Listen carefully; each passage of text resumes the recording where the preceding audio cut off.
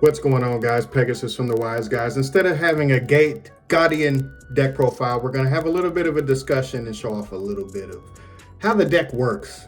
Let's get into it.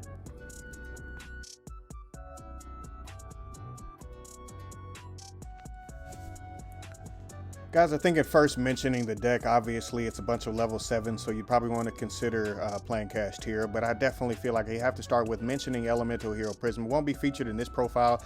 It's just really easy to understand. Reveal a fusion monster, all of those pieces down there, the sky and the wind and the thunder and all that, blah, blah, blah, blah, blah. Long story short, Prisma equals all of them. Shadow Ghoul is a really, really important card to the deck because it basically allows you to discard to add a Labyrinth Wall to your hand, and the field spell is actually really, really key in this deck. But I definitely feel like Prisma is also really, really key in this deck, and these are pretty much the cards that you always want to start with.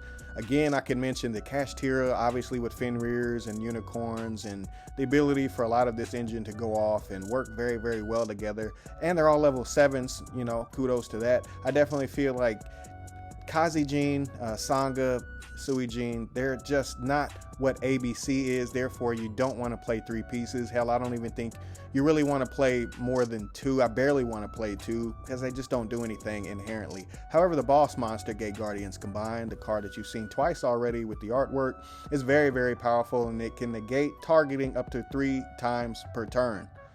It's very, very interesting.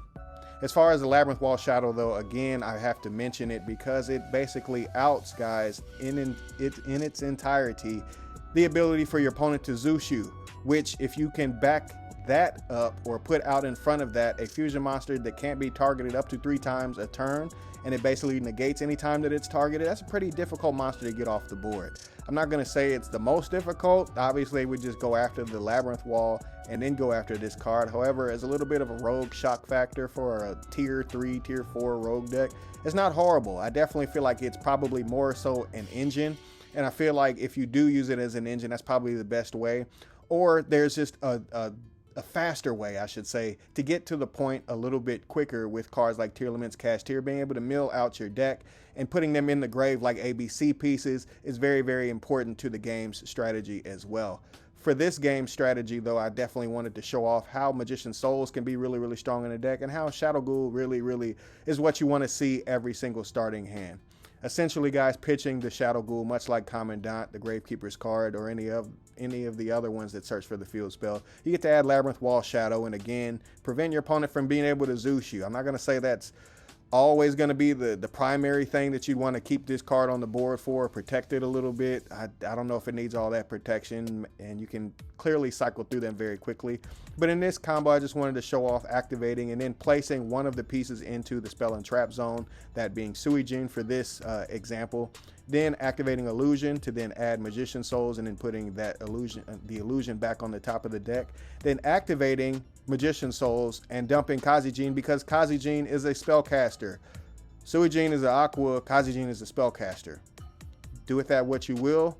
Obviously, I feel like Magician Soul slips right in the deck because of that. Essentially, Double Attack is a bad card to draw going first, but not the worst card to draw going first, because you get to add another piece when you banish it from the graveyard. And that, guys, is how you basically get to 3 pieces. Now, first, we're going to draw 2 cards, clearly, because that's what Magician Soul's effect does. And we draw 2 cards, and look at that, a Sacred Sword. That's interesting.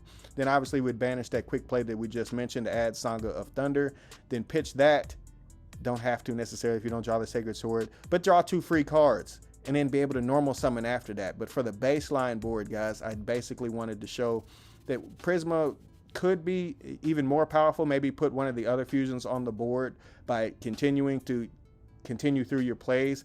But putting Gate Guardian Combined, which is the whole reason why you would even consider this deck on the field rather quickly, not going to say it's not the worst. But we're going to get into much more in-depth conversation. So let's get it.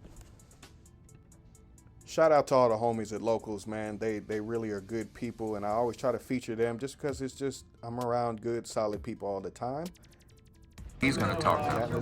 All right, so the Gate Guardian deck, the way I look at it is, you know, when I think about a Gate, when I think about something, it's more reactive, it's more weighted, it's defensive more than it is offensive, and so I kind of leaned more into looking at it as being able to drain what's on the field, being able to clear it out at my whim. Yeah. So for starters, You've of course got your big three. Your Sangas, your Kazejins, your Suijins. I run full 3 set of each. I want to make sure that I can get them in your hand. Seeing as the new Gate Guardian can be summoned using them from anywhere from your hand, fields, or in your graveyard to be banished, having more of them is definitely the key. Their monster effects, have they ever come up like actually in a game, or is they always just you're making ABC pieces? It did to him actually just a little bit ago. Got his ass. I'll forget Sweden, man.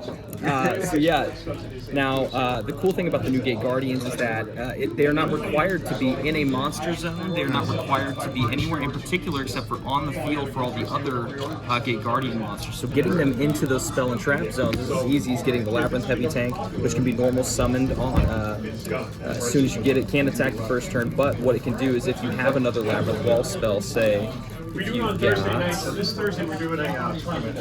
So you're welcome to combine. Labyrinth Wall Shadow, which is a field spell card, allows you to put one of the big 3 into a spell slot like that as a continuous spell. Same as the Labyrinth Heavy Tank. If this is on the field, when you activate this attack, you get to pop a monster. Really nice way to clear the field pretty early on. Get you 2 of the pieces on the field right away, which allows you to special summon any of the new fusions. No, we're gonna get 2 there. duos. Yeah, we'll get to that here in a little bit. Other ways to get the Gate Guardians onto the field that I put in there. Prey of the Jirai Gumo functions as a monster and sort of a delayed man-eater bug, focusing on the column that it's in. So you special summon it into the same column. If there's a monster in that same column on the opponent's side of the field, you get to destroy it. Shout out to the OGs, by the way. Jirai Gumo is like the oldest beatdown monster in the game. And a lot of, you got to be old as hell. Needed the upgrade. Absolutely needed the upgrade. Yeah. Then once that's in the graveyard, then you can banish it, get one of the big 3 to your hand, which is really handy again for getting that Gate Guardian out there. On top of that, you've got the double attack, Wind and Thunder. I keep 2 of these in here. All this does is if I control a Gate Guardian, which is really easy to get on the field, I get to destroy a card on the field. When that's in the graveyard, I get to pull one of my big 3 into my hand again. So again, building them into the hand is the most important thing that you can do. Fusion deployment, really, really, really important for this deck. I think it's because you're getting them. Yeah, absolutely.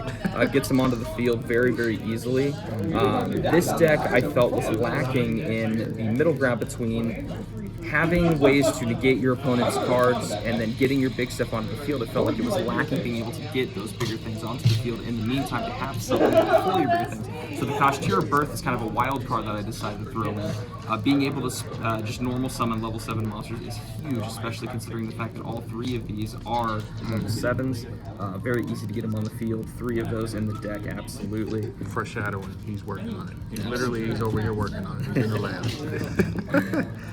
Shadow Ghoul of the Labyrinth, really great card. Don't really get this onto the field at all, don't need to. Discard it. Able to pull a Labyrinth Wall card to your deck, so that's what I use to get the Shadow Wall. When this is in the graveyard, it allows you to, when your opponent attacks, banish it, destroy the attacking monster, so it's just a great way to get what you need onto the field to get these cards onto there, as well as having a way to pop an opponent's monster very easily. Beyond that, we've got some of the normal cards, Infinite Impermanence, Classic. It's like, just fill it in. Fill in the blanks with evenly matched, absolutely. Absolutely. Dark Ruler no more. Always, always, always keep those in there. Ash Blossom, very important. Then a couple singles I've got. Summon Limit, I would say, is probably one of the more interesting things that I've thrown in here, especially considering some of the metas that we've got with the... That's 2 crazy Aztecs by each other, by the way. I like that. I like that a lot. Because you can just set up your whole... Right away. Right away. Set it up right away. But since this deck does not rely on needing to special summon so many monsters during the turn, the summon limit is a great way to keep your opponent from bouncing all these different cards onto the field, especially when you're dealing with the KcCCard, you're dealing with the trap tricks, all the other things that are coming out, the Drytrons especially. Yeah. he had a mean look on it. Oh man. But yeah, it's just really great to keep the opponent to keep them just from doing a whole bunch of extra stuff that they don't need to be doing, especially when you want to get your stuff on the field. Now, once we start getting into the fusions, once you have them on the field, Gate Guardian of the Thunder and the Wind is the first of them. Really good to get out if you need to get this field spell.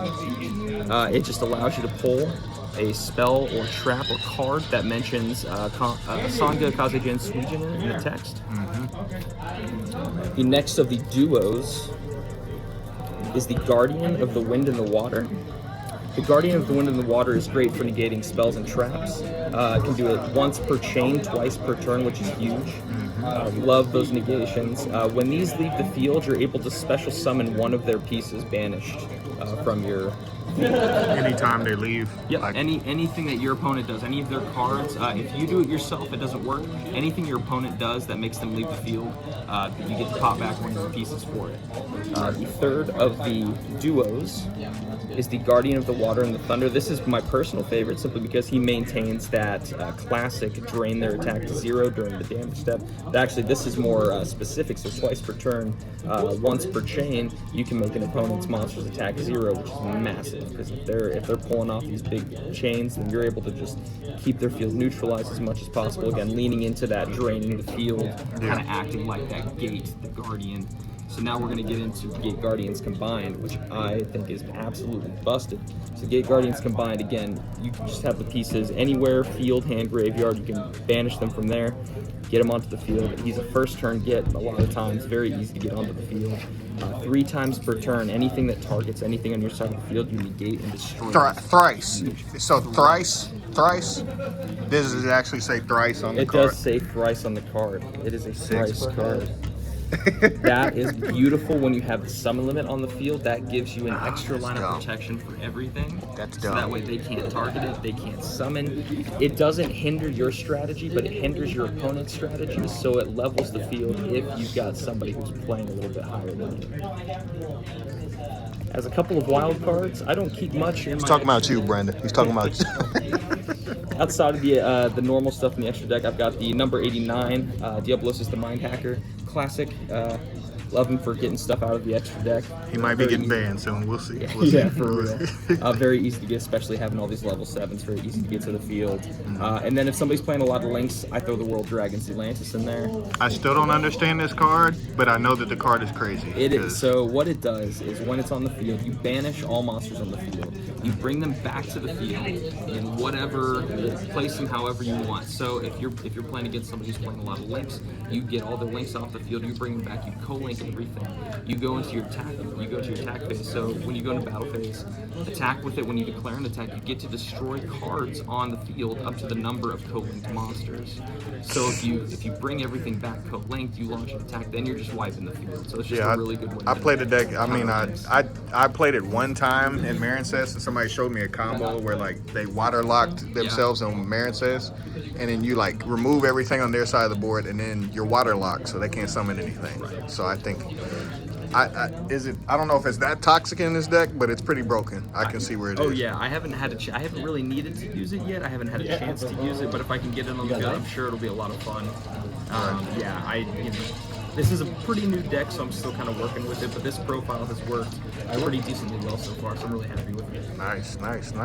Well, I appreciate you, bro. Thank you, man. Appreciate you for the profile, bro. Shout out to Larry, man.